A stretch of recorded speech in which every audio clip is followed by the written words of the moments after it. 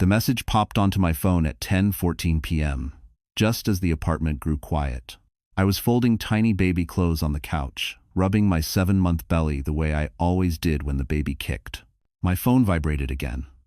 I picked it up without thinking, expecting another reminder from my prenatal app or a note from my coworker. Instead, a picture filled the screen: Ethan, shirtless, leaning toward a woman I had never seen, a hotel headboard glowing behind them. Then the text: "Last night was perfect. I can't wait until she's out of the way." My hands froze. My breath shortened. I thought maybe it was spam, a wrong number. Anything but the truth sharpening in my chest. My vision blurred as the baby shifted, pressing upward like he sensed something terribly wrong. I tapped the contact name: Lana. Another message arrived immediately, as if she were typing fast, excited. "You said once the baby's here, we'll finally live together." My stomach nodded. Ethan was on a late shift at his firm on Park Avenue. I had believed him without hesitation. Now every late night, every cold answer, every canceled doctor's appointment snapped back into view, arranging themselves into a picture too clear to deny. I tried to stand, but dizziness washed over me. My doctor had warned me about stress, told me to keep my heart rate steady, told me the baby depended on it. But how does a woman breathe when the life she built cracks open in one careless message? I clutched the couch, whispering, "Please stay calm, baby, please." Yet a cold certainty settled inside me, one that would change everything tonight. Something darker waited just beyond the next vibration of my phone. For a long moment, I couldn't move. The apartment was dim, except for the soft glow from the kitchen nightlight reflecting off the marble counter Ethan insisted on installing. Everything felt muted, like the world had slipped underwater. My heart pounded heavily, each beat echoing inside my ribs. I placed a hand over my belly, feeling the baby roll anxiously beneath my palm. "It's okay. I'm here," I whispered, though my voice cracked worse than I wanted to admit. My phone buzzed again. I didn't dare look. Instead, I lowered myself onto the couch, focusing on the slow, deep breathing my doctor had taught me. 7 months pregnant, high risk. One stressful shock could send me into early labor. I repeated those warnings in my mind, but they did nothing to steady the shaking in my hands. Tears threatened, but didn't fall.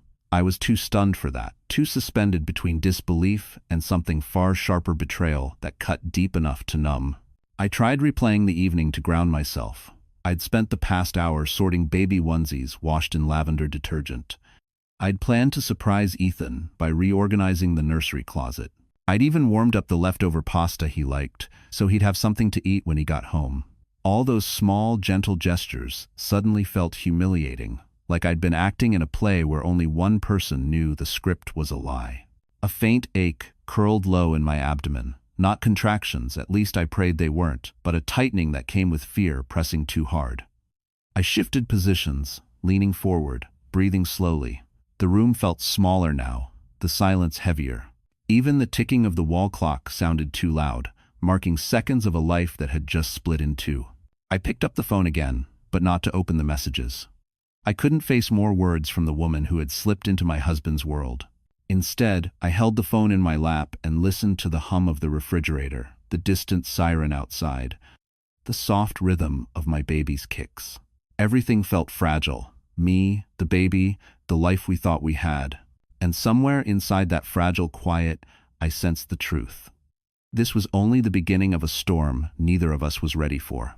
The apartment felt colder as I pushed myself off the couch, one slow breath at a time. I didn't know exactly what I was doing, only that staying here another second felt dangerous for me and for the tiny life pressing against my ribs. My legs trembled as I walked down the hallway toward the bedroom. The dim light from the city spilled through the curtains, casting long shadows across the hardwood floor.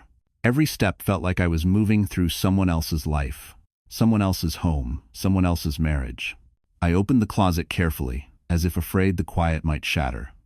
Ethan's suits hung neatly in a row, smelling faintly of his cologne. I used to love that scent. Now it made my stomach twist. I reached up for the small gray duffel bag on the top shelf, the one I'd planned to turn into a hospital bag next month. My hands shook as I lowered it to the bed. I packed for the baby first. Tiny socks, 3 onesies, the soft blanket my coworker Monica crocheted, a small bottle. Then I added the ultrasound photo I kept clipped to the nightstand lamp. I hesitated before packing anything of mine. What do you take when you're running from your own husband? I grabbed leggings, 2 shirts, my prenatal vitamins, and the worn cardigan I wore during every appointment. The baby kicked again, harder this time, like he sensed each moment tightening around us. Moving felt urgent, almost instinctual. I unplugged my phone charger, slipped my wallet into the front pocket, and looked around the room one last time. The crib in the corner stood half-assembled, its pieces waiting for Ethan to finish the job he said he'd get to when things slowed down at work. A lie. Like so many things. A sharp cramp pulled low across my stomach. I froze, gripping the dresser until it passed. Not now. Not like this, I whispered to my belly. Hold on, sweetheart. I'm getting us out. I zipped the duffel bag and reached for the apartment keys on Ethan's nightstand, my pulse pounding louder than the city outside. Because deep down, I knew one thing with chilling clarity: leaving tonight would not go unnoticed. The hallway outside our apartment felt strangely hollow when I stepped into it, clutching the duffel bag against my hip and supporting my belly with my free hand. Every sound seemed amplified: the soft thud of my door closing, the hum of the elevator descending from another floor, even my own breath trembling in my throat. I pressed the elevator button and prayed no neighbor would step out to ask cheerful questions about the baby or Ethan. I didn't have the strength to pretend.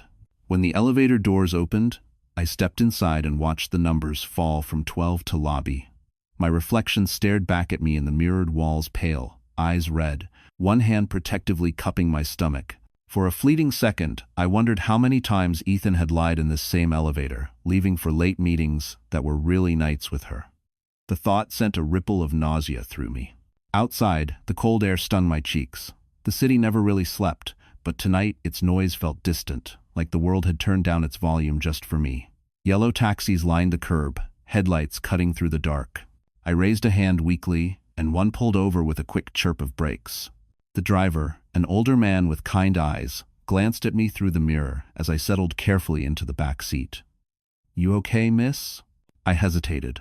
Lying felt easier. Just need to get somewhere safe. He nodded as if he understood more than I said. "Where to?" "Jersey City, near the waterfront." My voice wavered. "Please, just drive." The taxi pulled into traffic, weaving through Manhattan's glittering streets. I stared out the window, watching skyscrapers blur past Park Avenue towers, places where Ethan spent more time than with me. Each glowing building felt like another piece of evidence that our lives had never been what I believed. Halfway across the bridge, a sharp kick pushed against my ribs, followed by a tightening that stole my breath. The driver glanced back again. "Ma'am, you sure you're all right?"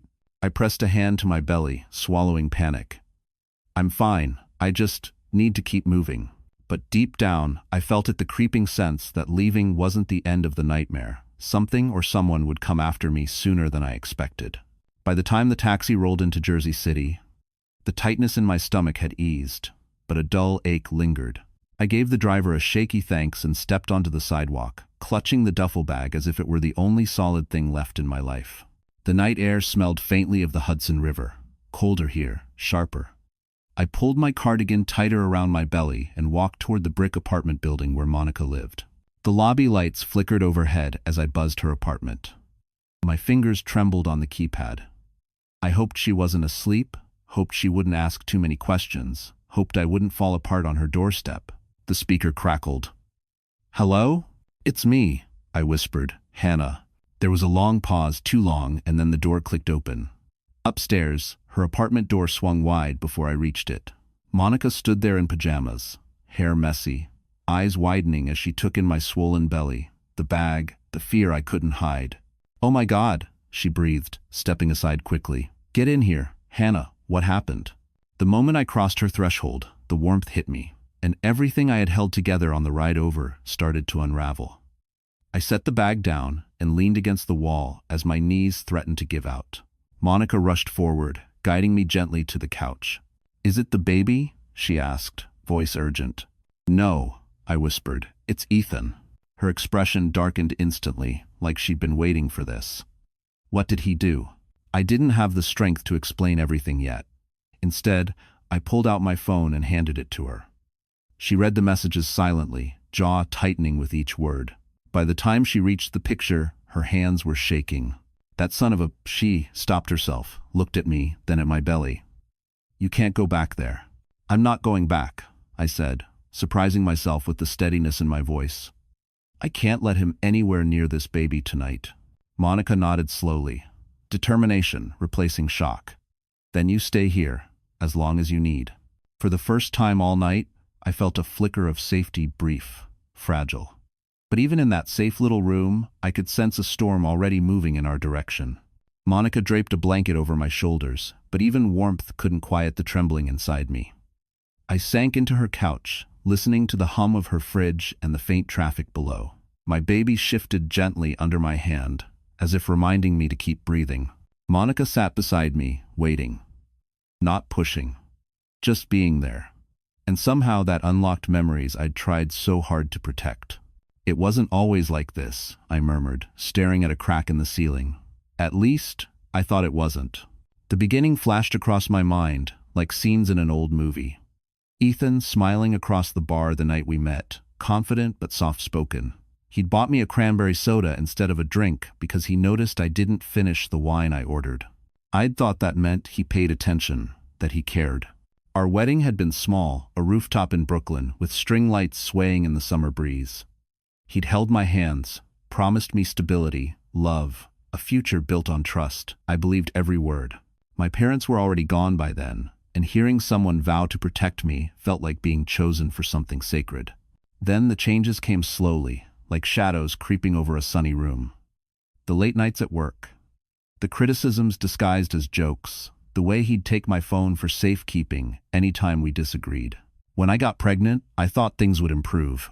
Instead, he became more distant, more irritated, more cold. He missed ultrasounds, he forgot appointments, he told me hormones made me too sensitive. But the memory that hurt most surfaced without permission.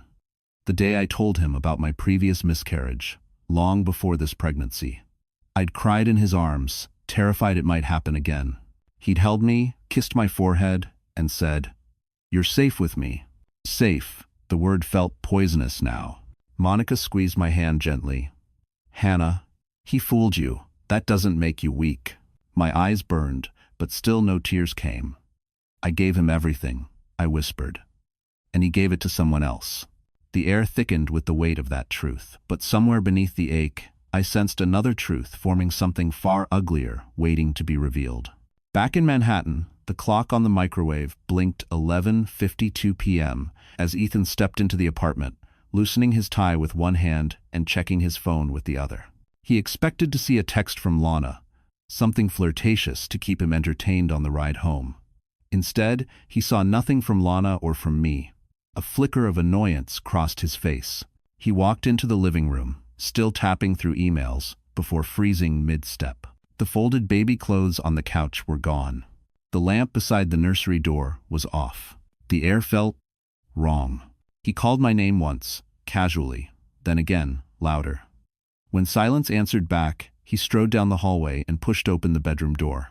Empty. The duffel bag was missing. The cardigan I always wore wasn't draped over the chair.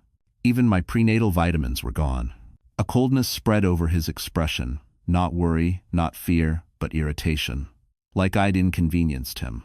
He dialed my phone. Straight to voicemail. "This is ridiculous," he muttered, pacing. Where would she even go? His eyes darted around the room again, assessing the situation more like a calculation than a human moment. Then he noticed something else missing, my file folder from the drawer.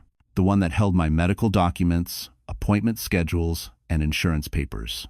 His jaw tightened. He called again. No answer. He called a third time, then slammed the phone onto the kitchen island. "Unbelievable," he snapped. "She thinks she can just leave?" Then he called Lana. "She's gone," he said the moment she picked up. Lana's breath caught. "Gone where? Does it matter?" His voice sharpened. "She took the baby's things. She's planning something. I know she is." "Ethan, she's 7 months pregnant," Lana whispered. "What if she tells someone? What if she—" "She won't." He cut her off. "I'll handle it." He moved to his office cabinet, pulling out a sleek black folder, the custody strategy he'd been preparing in secret. The one he planned to use after the baby was born. He flipped it open, scanning the notes, the steps, the timeline. She wants to run, he muttered darkly. Fine, let her. But as he reached for his coat, something flickered across his face, a spark of something colder than anger.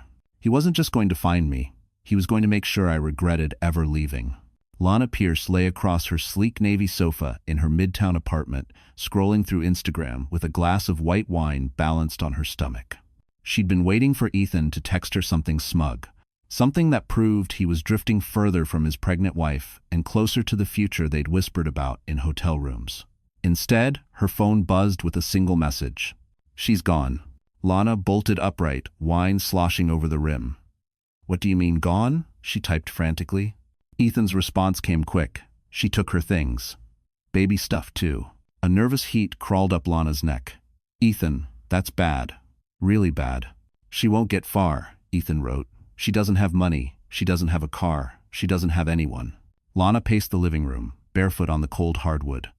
The city glowed beneath her floor-to-ceiling windows, but instead of feeling powerful, she felt exposed. What if Hannah told someone about the messages? What if she showed the photo? What if she had evidence Ethan didn't know about? What if this whole plan fell apart and Lana ended up looking like the woman who dated a married man, again?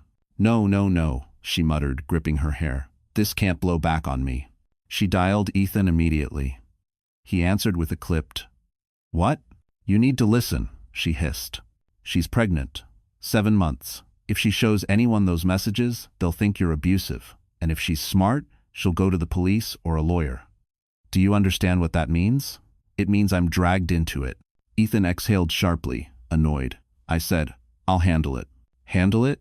Lana repeated. "Ethan, she's not stupid. You told me she was fragile, emotional, dependent. She is. Then why did she leave?" Lana shot back. That question hung in the air long enough for panic to settle deeper. Ethan didn't answer. Lana began breathing faster. What if someone helps her? A friend? A coworker? What if she talks? Ethan's voice dropped, colder than she'd ever heard it. "I'll shut it down. All of it." Lana swallowed hard. Because for the first time since this affair began, she realized something terrifying. If Ethan could betray a pregnant wife, he could betray anyone, including her. Monica brought me a cup of warm tea, but my stomach was too tight to drink. I sat at her small kitchen table, the glow from the overhead light soft against the midnight shadows. My hands rested on my belly, feeling small bumps and rolls as my baby tried to get comfortable. I whispered, "I'm sorry, sweetheart. I'm trying." But I wasn't sure. I believed my own words. Monica quietly placed my phone beside me. "You should check your bank app," she said softly, "just so we know what you're working with tonight." I nodded, though dread settled heavy in my chest. I opened the app with trembling fingers. The screen loaded slowly, then displayed numbers that drained the air from my lungs. $34. That was all I had. Not enough for diapers. Not enough for baby formula. Not enough for anything that mattered when another life depended on me. Ethan had insisted on handling the big financial stuff, keeping most accounts in his name for simplicity. I'd believed he was being responsible, protecting our future. Now I realized he'd been building a trap without bars, one I wouldn't notice until too late. I felt my throat tighten. "He moved my paycheck again," I whispered. "He said it was better if everything stayed in the joint account, but he controlled that too." Monica cursed under her breath. "This isn't just cheating. This is financial abuse." The words stung because they fit too well. I opened the joint account next. Balance, 0. Ethan had emptied it earlier that evening, whether by accident or in anticipation, I didn't know. But it meant one thing. I couldn't go back, even if I wanted to. My vision blurred as I pressed both hands to my face. How am I supposed to do this? I can't even afford an Uber to my prenatal checkup this week. Monica squeezed my shoulder. "You're not doing this alone. You can stay here. And tomorrow, we'll talk to my brother." She paused. "He's a divorce lawyer." The room felt suddenly smaller, tighter, spinning faintly around me. Because if Ethan emptied the accounts this fast, then he wasn't just reacting. He was preparing. And whatever he was preparing for, I wasn't ready. The night had stretched so long that time felt shapeless, no beginning, no ending, just a blur of fear and exhaustion. Monica insisted I rest, guiding me toward the small armchair by her living room window. The city lights shimmered across the Hudson, reflections dancing on the dark water like scattered pieces of a world I no longer recognized. I lowered myself into the chair carefully, breathing through another tight pull in my belly. For a moment, everything was still. I placed both hands over the curve of my stomach, feeling the soft, rhythmic movements inside. My baby nudged gently, as if asking for reassurance. I closed my eyes and whispered, "I'm here. I'm not going anywhere, sweetheart." The words surprised me. They sounded steadier than I felt. Monica dimmed the lights and stepped out quietly, giving me a sliver of space to breathe. I let my head fall back against the cushion and focused on the slow rise and fall of my chest. The air smelled faintly of lavender, her diffuser humming in the corner, and for the first time since that awful message appeared on my phone, my body began to unwind. My baby kicked again, firmer this time, a steady thump beneath my ribs. I smiled weakly. "You're strong," I whispered. "Stronger than I ever imagined." I thought about the nursery Ethan never finished, the ultrasound appointment he skipped because of client emergencies, the names we never agreed on because he hadn't bothered to discuss them. I'd spent months pretending his distance was stress or work or something temporary. But sitting here, in a borrowed armchair, wearing borrowed sweatpants, I finally understood. The only steady presence in my life right now was the child inside me. A wave of warmth washed through me, not joy, exactly, but something softer, something hopeful. My baby moved again, slower this time, and I rested my hand there, letting the tiny motion anchor me. "Everything will change," I murmured, "but we'll face it together." Outside, a siren echoed through the streets, distant but sharp, pulling me back to reality. Because peace, no matter how fragile, never lasted long these days. And somewhere far across the river, I sensed the calm before the next hit. While Monica's apartment slowly drifted into a quiet, early-morning stillness, Manhattan was humming with a very different kind of energy. Ethan's rage.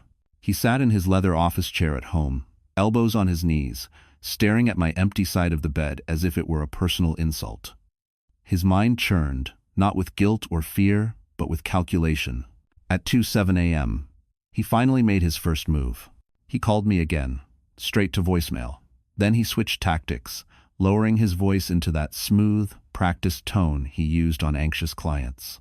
"Hannah. Hey. I'm worried. Call me back, okay? You can't just take off like this. It's not safe for you or the baby." He paused, pretending to breathe shakily. "I love you. We can talk." He hung up, immediately hit redial, and recorded another message, this time more urgent. "You're scaring me. Tell me where you are." But the moment he ended that call, his expression hardened. He wasn't scared, he was planning. He walked to the kitchen island, pulled out the black folder he kept hidden behind the wine rack, and spread out its contents. Custody assessments. Notes from a private investigator, copies of my medical records he'd accessed without permission. He'd been collecting ammunition for months. "She's emotional," he muttered to himself, scribbling a new line on the notepad. "Impulsive. Unstable under stress." He knew exactly which words painted a pregnant woman as unfit. Then he called Lana. "She left because she's irrational," he snapped, pacing. "That works for us. Judges don't like instability." Lana swallowed. "Ethan, if she talks, I'm pulled into this. You said she wouldn't. You said she couldn't fight you. And she won't," he said flatly. "I'm filing a concern report in the morning. If she shows up anywhere looking upset, it proves everything." Lana hesitated. "That's extreme." "She chose this," Ethan replied coldly. "She wants a fight? I'll end it before it begins." When he hung up, he stared at his phone one more time. No messages from me. Good, he thought. He slipped on his coat, grabbed his keys, and headed for the door. Because in Ethan's mind, I hadn't escaped. I'd simply given him the perfect excuse to ruin me. Sunlight had barely crept through Monica's curtains when she urged me to get dressed. My eyes felt heavy, my body stiff from a night of almost no sleep. But she insisted. "We need to see my brother," she said firmly, "before Ethan makes his move." Part of me wanted to hide under the blanket and pretend the world wasn't collapsing, but I knew better. Ethan wasn't going to wait. And neither could I. Monica drove us to a tall office building in Jersey City, her hand gripping the steering wheel a little too tightly. My duffel bag lay at my feet, packed with everything I owned for now. Every bump in the road made my belly tighten, but I focused on my breathing until we reached the parking garage. Her brother, Gabriel Reyes, met us in the lobby. He was tall, sharp-eyed, dressed in a charcoal suit, but his expression softened the second he saw me. "You must be Hannah," he said gently. "Let's get you somewhere comfortable." He led us into his office, warm, quiet, with soft leather chairs that felt like the first safe place I'd sat in days.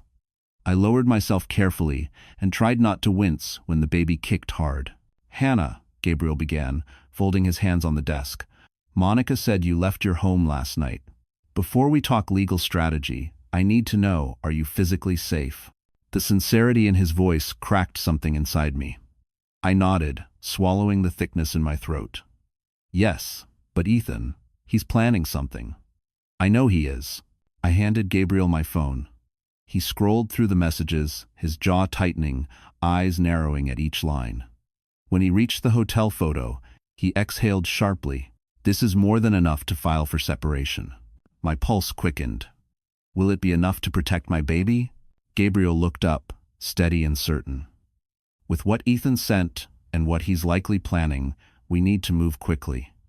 Men like him use intimidation and paperwork to trap women. We're not letting that happen." A flicker of hope warmed my chest, small but real. Then he added, "Hannah, there's something you need to know about custody cases like this." He leaned forward, expression darkening. "Ethan already took steps to paint you as unstable." Gabriel's words echoed in my chest long after he said them. Unstable. Ethan was painting me as unstable. I shouldn't have been surprised, but somehow it still stunned me how easily he could twist my fear into a weapon against me. Gabriel sifted through a few folders, gathering forms I needed to sign, when my phone buzzed sharply in my lap. I froze. Monica leaned forward. "Do you want me to?" "No," I whispered, lifting the phone with shaking fingers. A new email notification glowed at the top of the screen. Sender: Lana Pierce. Subject line: "Time to face reality." My stomach dropped. I opened it. "Ethan," the message began, dripping with artificial concern. "I heard you left home. I hope the stress isn't making you lash out again. Ethan told me about your emotional episodes. I'm truly sorry you're struggling." I clenched my jaw as the baby kicked hard, reacting to my tension. Lana continued, "Ethan doesn't deserve the chaos you're putting him through, especially with the baby so close to arriving. Maybe staying somewhere else is best for everyone. A mother needs to be mentally stable, and I'm worried that being overwhelmed is clouding your judgment." The final lines twisted cruelly. "You should think carefully before making things harder on yourself. Judges don't look kindly on mothers who act irrationally. Please, for the baby's sake, get help." I felt my throat close. Monica muttered, "That woman is evil," while Gabriel reached out for the phone. He read silently, his expression darkening with each sentence. "This isn't just manipulation," he said finally. "This is groundwork. She's helping Ethan build a case that you're mentally unfit." My hands trembled. "But I haven't done anything. I just left." "That's enough for them to twist," Gabriel said calmly, "which means we need to stay one step ahead." Another ache rippled across my stomach, sharper this time. Stress, again. Monica grabbed my water bottle and pressed it into my hand. "Breathe, Hannah. Don't let her get to you." But the email replayed in my mind, each word tightening something deep inside me. Because now I knew Lana wasn't just a mistress. She was part of Ethan's plan. And she wasn't going to stop, not until she destroyed me completely. Monica insisted on driving me straight to my prenatal appointment that afternoon. "You can't skip it," she said firmly. "Your stress levels are too high already." I didn't argue. My body felt stretched thin, like one wrong breath could snap something inside me. As we reached the medical plaza, I held my belly, whispering to the baby, "We're okay, we're okay," trying to convince both of us. Inside the clinic, the familiar antiseptic scent wrapped around me like a distant comfort. Nurses greeted me with warm smiles, unaware of the storm sitting behind my eyes. When my name was called, Monica squeezed my arm and stayed in the waiting room while I followed the nurse to the exam room. "Your blood pressure is high," the nurse noted gently after strapping the cuff around my arm. "Has something stressful happened recently?" My throat tightened. "I left home last night." She hesitated, eyes softening. "Are you safe now?" I nodded, though safety felt temporary, fragile. The nurse gave a sad little smile. then stepped out for the doctor. A few minutes later, Dr. Patel entered, her expression calm but alert, the way she always was with high-risk patients. She listened to the baby's heartbeat, the steady whoosh-whoosh filling the room like a lifeline. I exhaled shakily. "Baby sounds strong," she said, "but you don't." Tears burned behind my eyes. "It's been a lot." She rested a hand on my arm. "Stress this severe can trigger contractions, Hannah. You need stability, emotional and physical. Do you have support?" "Yes," I whispered. "A friend." "Good. Rely on her, and stay away from whoever is harming you." Her words cut deeper than she knew. As I slid off the exam table, she handed me a note. "If anything feels wrong, tightening, bleeding, dizziness, you come straight here. Do not wait." I tucked the paper into my bag and stepped into the hallway, pausing before rejoining Monica. My baby shifted under my ribs, a reminder of what mattered most. But as I reached the waiting room, my phone buzzed again. A new message. From Ethan? My heart stalled as I read it. "We need to talk, now." And in that instant, I knew this wasn't a request. It was a threat. Ethan's text burned on my screen as Monica drove us back toward her apartment. I didn't respond. Couldn't. Every message from him felt like a hook thrown into my chest, yanking at old fears. But ignoring him didn't stop the storm he was already stirring across the river. While I clutched my belly in Monica's passenger seat, Ethan was sitting in the break room of his Park Avenue firm, pretending to read financial reports while his mind churned. His coworkers had noticed the tension in him for weeks, but today something was different, sharper, more frantic. "Rhodes, you good?" one of the analysts asked, grabbing a coffee. Ethan forced a smirk. "Just dealing with personal stuff." But the analyst didn't look convinced. Rumors had started circulating, whispers about Ethan spending too much time with the new assistant, late-night business meetings, and a hotel charge on the company card that didn't match any client trip. And today, a new problem surfaced. Lana had shown up late, eyes puffy, hands shaking. She'd snapped at 2 coworkers and spilled her latte across the reception counter. People noticed. People talked. "Is she okay?" someone whispered near the copier. "Seems stressed. Something's going on with her and Ethan. Did you see her last week leaving his office?" That wasn't professional. The gossip spread faster than Ethan could control. At lunchtime, his supervisor, Mr. Carver, called him into his glass-walled office. "Ethan, I need to ask you something," he said, voice firm. "There are concerns about your conduct." Ethan stiffened. "Conduct?" Carver folded his hands. "Multiple people have mentioned inappropriate familiarity with staff. And there's a questionable charge on your corporate card." Ethan felt his chest tighten. "Those are misunderstandings," he said quickly. "I'm dealing with a difficult situation at home. My wife is unstable, emotional, creating drama." "Be careful," Carver warned. "When men start blaming women for chaos, it usually means something else is going on." Ethan's jaw clenched. The walls felt like they were closing in. Across town, my phone buzzed again. Another message from Ethan. "If you don't talk to me, I'll take action. Think about the baby." A shiver ran down my spine. Because in his world, action never meant help. It meant war. 2 days later, before I'd even begun to process the chaos, Gabriel rushed into Monica's apartment, holding a stack of papers. His expression told me everything before he spoke. "He filed an emergency petition," Gabriel said, breathless. "He's claiming you're emotionally unstable and a danger to the baby. The hearing is this afternoon." My knees nearly buckled. Monica grabbed my arm. "He did what?" "Hannah can barely walk without wincing. How is she a danger to anyone?" Gabriel set the papers on the table, flipping them open. He included notes from a private doctor, someone who claims you're showing signs of prenatal psychosis. My heart dropped into my stomach. "That's impossible. I've never even met that doctor." "That's because he's not your doctor," Gabriel said grimly. "He's someone Ethan paid." For a moment, the room tilted. The baby pressed against my ribs, uncomfortable, like he knew the pressure closing in. Monica steadied me as Gabriel continued. "We're going to fight this. I'll be right beside you the entire time." By noon, we stood inside the family courthouse, a sterile, echoing building that felt colder than any winter wind.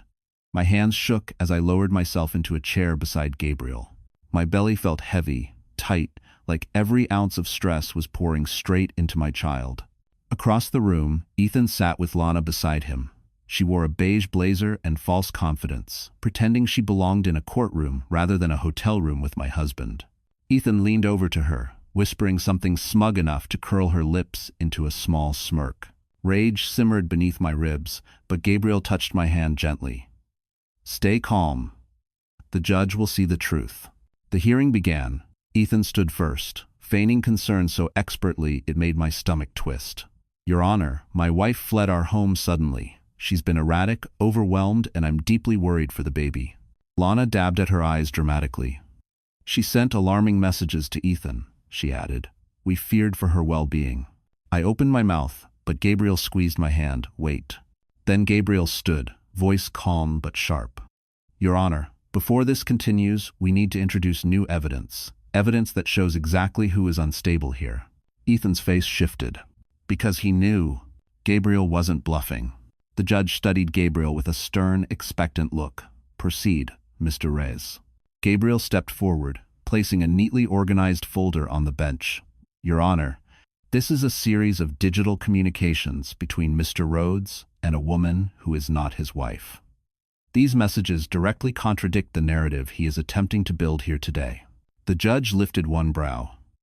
"Not his wife?" Lana stiffened instantly. Ethan shot her a warning glance, but Gabriel continued before either of them could react. "These include hotel confirmations at the Ritz-Carlton, timestamps matching Mr. Rhodes' alleged late-night work meetings, and explicit conversations discussing a future plan to remove Mrs. Rhodes from her baby's life." The courtroom shifted, gasps, whispers, chairs creaking. The judge flipped through the screenshots slowly, his expression hardening with each page. "This is highly concerning," he said. Ethan stood abruptly. "Your Honor, those messages are taken out of context. My wife is unstable, and this is a desperate attempt to twist things." Gabriel didn't even blink. "Then perhaps Miss Pierce would like to clarify the context, since she participated in every message." All eyes snapped to Lana. Her face went pale. The judge turned sharply. "Miss Pierce, is this your correspondence?" Lana faltered. Your Honor, I was just trying to support Ethan during a difficult time. He told me Hannah was unpredictable." "I didn't know." Ethan hissed under his breath. "Stick to the plan." But Lana suddenly straightened, eyes flashing with self-preservation, the kind that appears when someone realizes they are sinking with a ship they never intended to go down with. "Your Honor," she said, voice trembling but clear. "Ethan told me his wife was emotionally unstable so he could take full custody once the baby was born. He said she wouldn't fight back. He said she was easy to get rid of." The room exploded with noise. Ethan's face turned blood-red. "Lana, what are you doing?" She stepped away from him. "Protecting myself. I'm not going to prison for you." The judge slammed his gavel. "Order." I stared at Lana, this woman who helped destroy my marriage, now destroying Ethan's lies to save herself.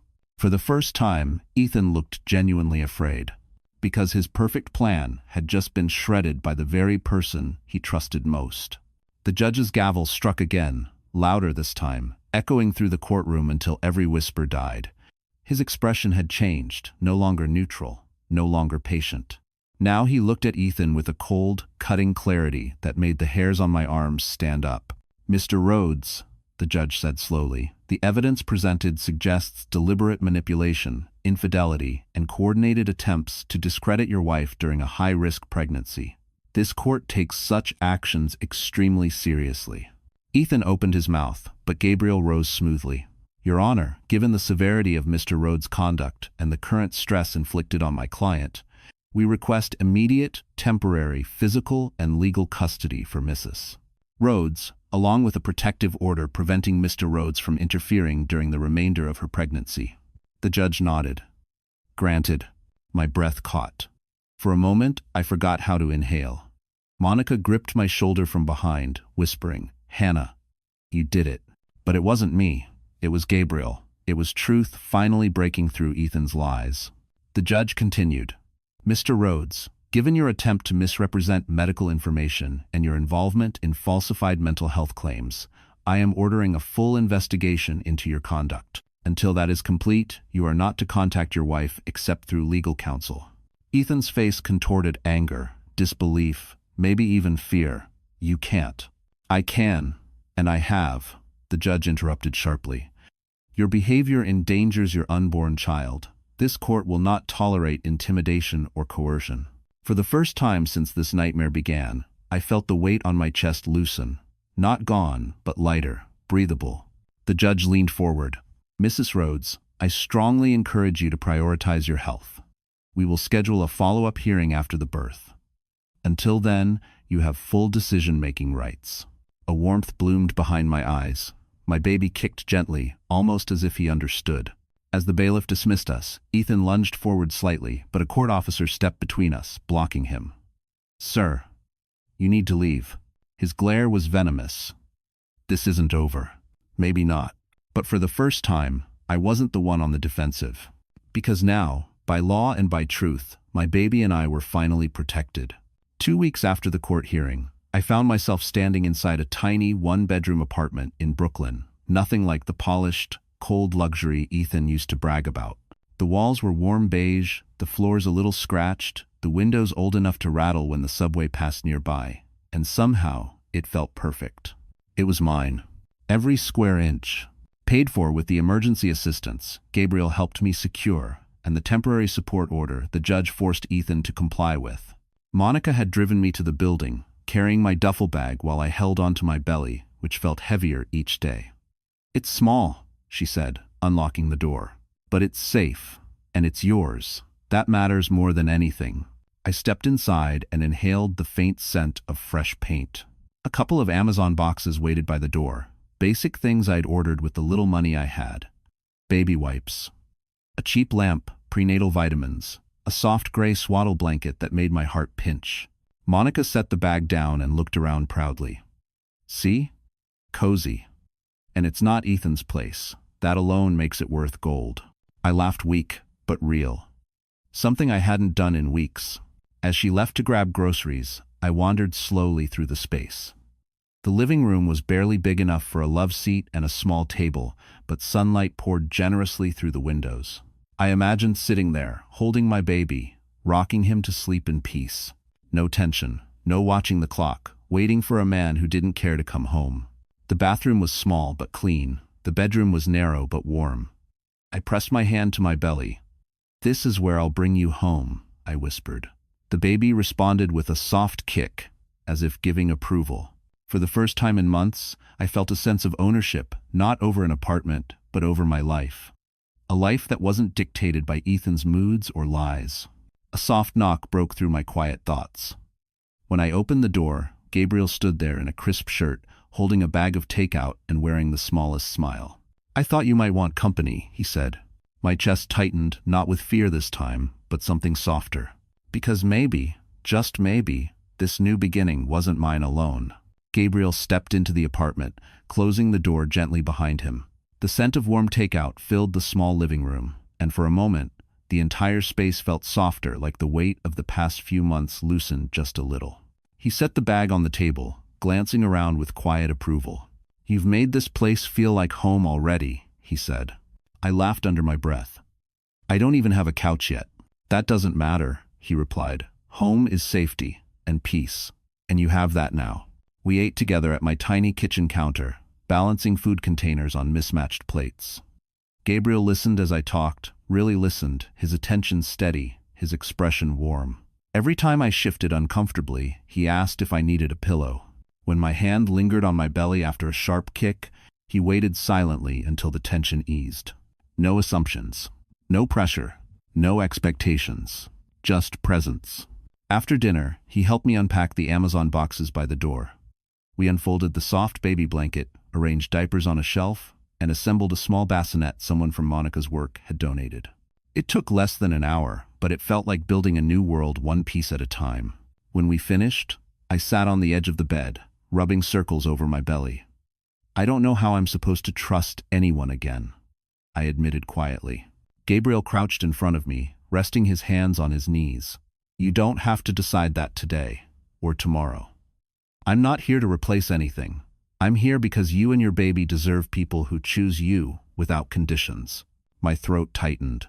Tears finally came slow, warm, releasing weeks of fear and exhaustion. Gabriel didn't hesitate. He handed me a tissue and stayed close without crossing a boundary. He looked at me then, really looked, and said softly, "When you're ready, I'd be honored to be part of your lives. In any way you allow." A soft kick pressed against my ribs, as if my baby approved again. I wasn't ready for forever. Not yet. But hope? A future without fear? For the first time, it felt possible. And just like that, a new kind of love began, steady, patient, and finally mine. So, the story has come to an end. Hey, my amazing friends, if you're still here with me right now, that means something in this story has touched your heart in some way. And now, I want to share with you a little perspective. Life isn't always fair, and sometimes the people we trust the most will hurt us, like Hannah experienced. But what matters is how we respond. As Marcus Aurelius once said, "You have power over your mind, not outside events." Realize this, and you will find strength. Hannah could have stayed broken, letting fear and betrayal control her, but instead, she took small, brave steps, trusted the right people, and reclaimed her life. This is a reminder for all of us. Protect yourself, stay patient, and surround yourself with those who lift you up. Even when it feels impossible, there's always a way to heal and rebuild. Your courage today plants the seed for your freedom tomorrow. If this story touched you, helped you feel seen, or inspired you to face challenges with strength, hit that like button, share it with someone who needs it, and don't forget to subscribe to the channel for more stories that remind us. Even in the darkest moments, hope, justice, and love can prevail.